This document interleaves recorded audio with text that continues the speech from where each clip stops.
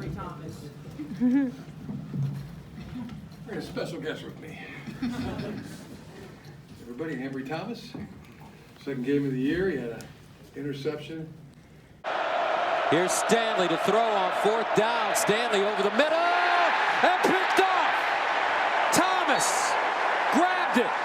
Third interception for Stanley in this game. It's going to be racing across your screen from the right. Here he gets a piece of the ball. And fumble recovery.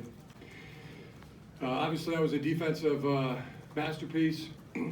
Our defense, Don Brown, the coaching staff, the players, Don called a great game. They were very well prepared.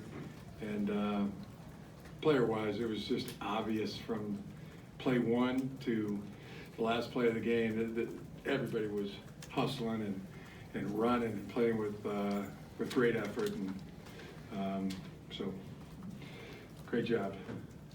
Coach Kalik said that the defense learned a lot from the Wisconsin game, that Iowa tried to replicate some of what they did. Could you see the gains that they made in terms of stopping somebody like that, on the ground especially? Go ahead. Oh yeah, with this game, like they had a few dives that they tried to take from Wisconsin, and we knew we just had to like step up and stop the run, make them pass the ball.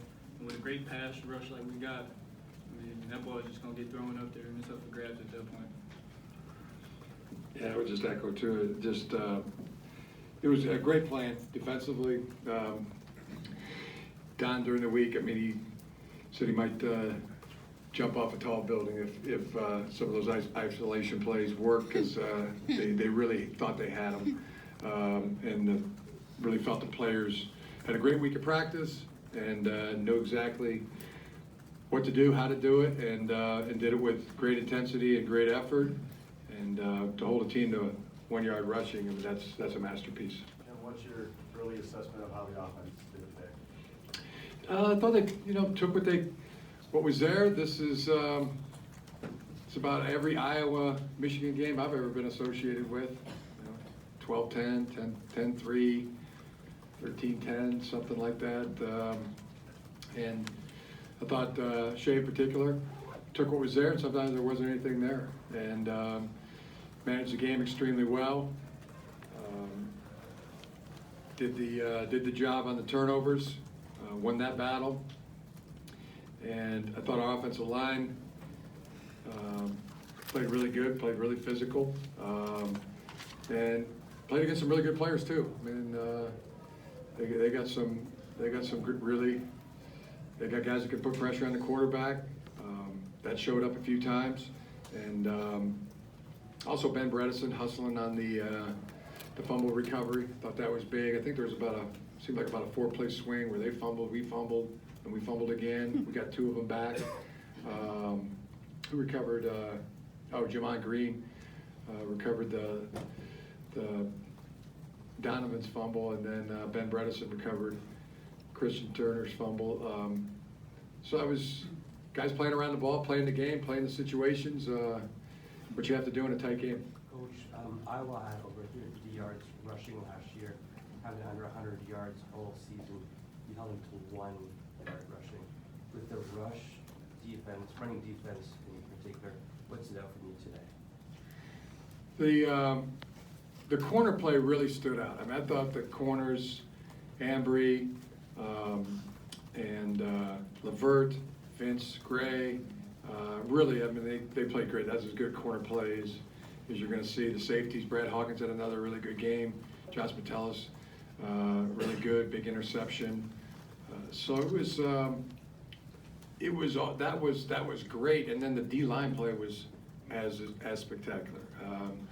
Quiddy Pay, I think he had 3.5 sacks, 8 sacks, plus the TFLs. I think it was 12 total. I mean, that's huge. That's how you get the 1 yard rushing, when you get those big plays, those big tackles for losses and sacks.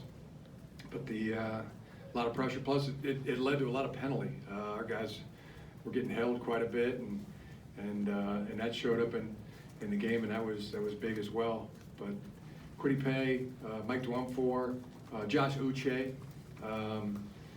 Mike Dana, Carlo Kemp. You know, am I leaving anybody out there? I mean, those guys. Aiden Hutchinson again. I mean, Aiden was. They were just relentless up front, and you know, I think tip of the cap to Sean Newitt too. I mean, he's got him coming off the ball and playing relentless up front. Jim, when your defense is playing that well, do you want, like Josh, to tone it down a little bit offensively because you don't want to make mistakes because the defense is doing so well? That's not what we did, and the defense was really. I mean, some tough field position times where you know really the defense was not in the best position field position wise, and then you know the kicking game also. You know we net punting wise we weren't pinning them in. They were pinning us in. You know that we weren't really winning that battle. But you know that's how spectacular the defensive effort was today.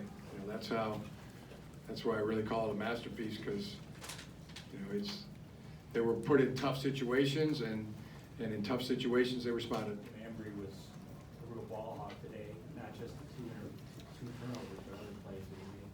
Talk about what enables him to make those plays, both in terms of preparation and physical ability.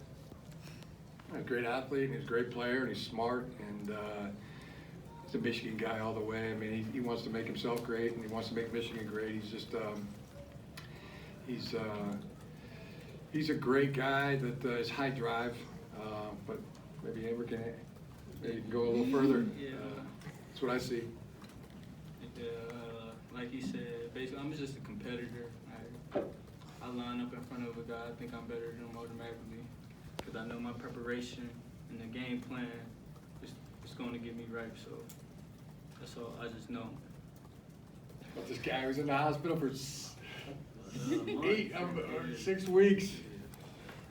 Unbelievable. Jim, what is Quay's status? Don't know yet. He said he was going to be all right, but you know, we'll see. Okay. And then some of the other guys, Dylan, Sean McEwen, are those guys that are week to week at this point? Yeah. Okay. We'll see. They seem like they're on the verge of being better, but we'll wait and see. Yeah, where do you think the offense can make the biggest strides in the coming week? I really think we're hitting our stride. I really do. The way our offense has been practicing, the way they've been preparing, I think it's. I think I have great faith that they're hitting their stride. What led the pass rush to so much success today with 8 sacks? I think it was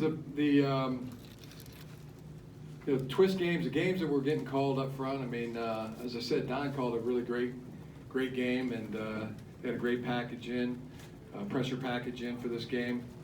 Linebackers Cam McGrone, Jordan Glasgow were added in. I thought their blitz tempo was really good, but the timing and the execution of the games up front, the twists and the movement. There was a ton of movement up front, and then just a relentless effort. As I said, from the first snap to the last, that defense was. I mean, it was all out every play. I think because of the Wisconsin game, the defense was even more motivated not to have that happen to them with a similar style of play. Yeah, I feel like we came out very motivated because that Wisconsin game, like, I'm pretty sure no one that's with us wants that feeling again. So we just know we got to play hard no matter what. Almost shocking at this point to see Jake Moody miss a field goal. Yeah, it didn't miss by much, but kickers got great faith in our kickers. Wondering, I mean, defenses are going to get tougher going forward here and going to Penn State, Michigan State, Ohio State. One of the things Josh had said when he took over was that he wanted this offense to dictate and to be dictate to the defense.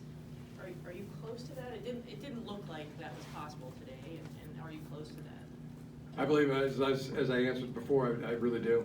I think they're hitting their stride, and got great faith in our players and our coaches.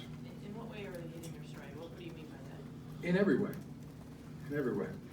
That's what I see. right, we're gonna excuse those guys and we'll